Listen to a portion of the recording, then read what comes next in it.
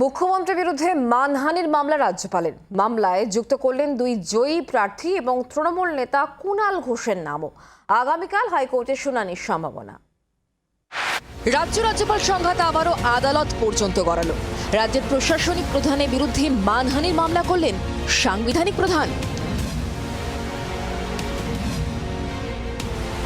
পূর্ব ঘোষণা মতো মঙ্গলবার মুখ্যমন্ত্রী মমতা বন্দ্যোপাধ্যায়ের বিরুদ্ধে কলকাতা হাইকোর্টে মানহানির মামলা করেন রাজ্যপাল সিভি আনন্দ বোস। বুধবার ওই মামলা আদালতে ওঠে। তবে পদ্ধতিগত ত্রুটির কারণে নতুন করে মামলা করার নির্দেশ দেন বিচারপতি কৃষ্ণা রাও। সেই মতো বৃহস্পতিবার নতুন করে মামলা করলেন রাজ্যপাল বোস। সঙ্গে জুড়ে দিলেন আরও কয়েকজনের নাম। শপথ নিয়ে জটিলতার মধ্যেও তৃণমূলের দুই জয়ী প্রার্থীকে মানহানি মামলায় যুক্ত করলেন রাজ্যপাল। মামলায় যুক্ত করলেন সায়ন্তিকা বন্দ্যোপাধ্যায় ও রায়াত হোসেন খানের নাম।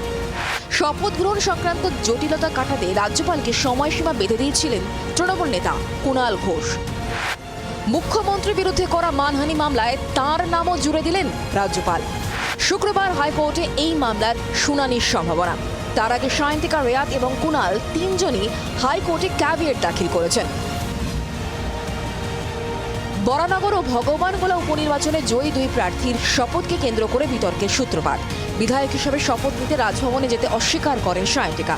তাকে সমর্থন করে মুখ্যমন্ত্রীও বলেন রাজভবনে যেতে ভয় পাচ্ছেন মহিলারা। এরপরই মুখ্যমন্ত্রীর বিরুদ্ধে মানহানির মামলা রাজ্যপালের।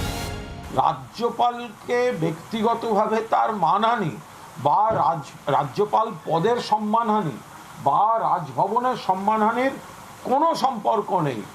এখন পড়লো কথা সবার মাঝে, যার কথা তার গায়ে বাজে, ব্যাপারটা সেইখানে চলে গেছে। এখন যদি সেখানে চলে গিয়ে কেউ মানহানির মামলা করে থাকেন তো বাকি দেখা যাবে। তারপর পশ্চিমবঙ্গে total breakdown of constitutional machinery বলতে যা বোঝায় সেটা সম্পূর্ণ হয়েছে। প্রশাসনিক প্রধান এবং সাংবিধানিক প্রধানের সংঘাত যদি এই জায়গায় পৌঁছে যায়, সেই রাজ্যটা আর কি কোনো সুস্থতার পরিচয় নিয়ে ভারতবর্ষের অন্য প্রান্তের মানুষের সামনে দাঁড়াতে পারে?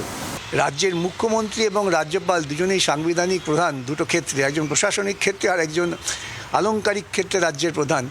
তারা যেভাবে ঝগড়া করছেন, এই ঝগড়া তো মনে হচ্ছে ক্লাস 5-এর ছেলে মেয়েরা করেন না।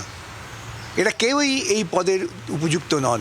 এদের উচিত সসম্মানে পদত্যাগ করে ছেড়ে দেওয়া, কেন এরা সংবিধানের মর্যাদাকেই রক্ষা করতে পারছে।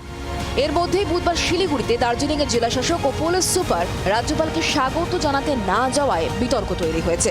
এ বিষয়ে রাজ্যের কাছে কৈফিয়ত তলব করেছেন রাজ্যপাল। অনবাংশু কবির ও শ্রেয়সী রিপোর্ট, জি 24 ঘন্টা। বাংলার আওয়াজ, বাঙালির আবেগ, জি 24 ঘন্টা।